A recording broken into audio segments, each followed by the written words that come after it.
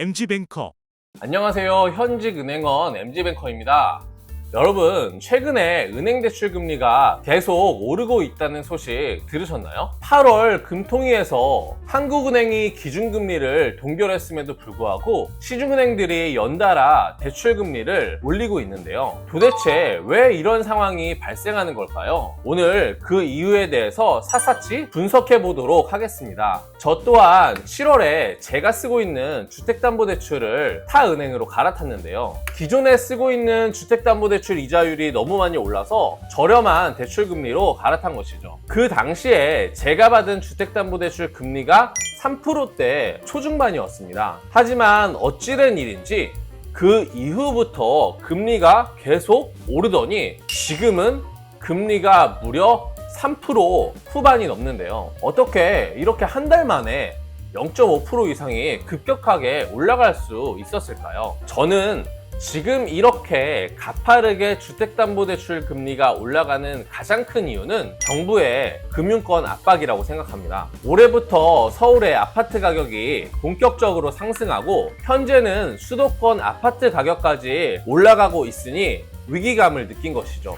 결국 은행 대출이 아파트 가격을 올리고 있다는 이야기를 듣기 싫으니까 은행에서는 금리를 올리면서 자신들이 잘하고 있다는 액션을 취하고 있는 것이고요. 사실 지금의 대출 금리는 상식적으로도 너무 낮기는 했습니다. 한국은행 기준금리가 3.5%인데 대출 금리는 3% 초중반이었으니 완전 은행 입장에선 역마진이었던 거죠. 사실상 은행들이 역마진을 감수하면서 가계대출을 유치했던 것입니다. 사실상 가상금리를 마이너스로 유지하며 적자를 봐가면서 대출을 팔고 있었던 것이죠. 대출 금리뿐만 아니라 S은행에서는 앞으로 전세를 끼고 집을 구매할 때는 전세자금 대출을 해주지 않는다고 합니다. 갭 투자를 막겠다는 것인데요. 또한 MCI, MCD 보험 가입 대출 상품도 잠정 중단하겠다고 하는데요. 이게 수도권 기준으로 대출 한도가 한 5천만 원 정도 줄어드는 효과가 있습니다.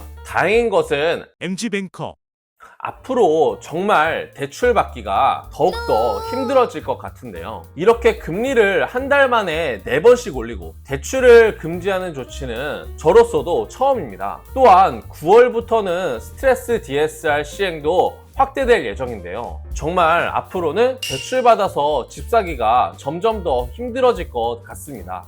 사실 이렇게 대출 규제를 하면은 상대적으로 돈이 많은 부유층보다 돈이 없는 서민들이 타격을 받습니다. 돈이 없는 서민들한테는 대출금리 0.1%, 0.2%, 대출한도 몇 천만 원에도 집을 사고 못 사고가 갈릴 정도로 중대한 문제이니까요. 이 영상을 보는 여러분께서는 부디 대출 규제가 더 심해지기 전에 좋은 결정 하시길 바라겠습니다. 다음번에도 돈이 되는 유익한 영상으로 인사드리도록 하겠습니다. 이 영상이 도움이 되셨다면 좋아요와 구독 부탁드립니다. 감사합니다.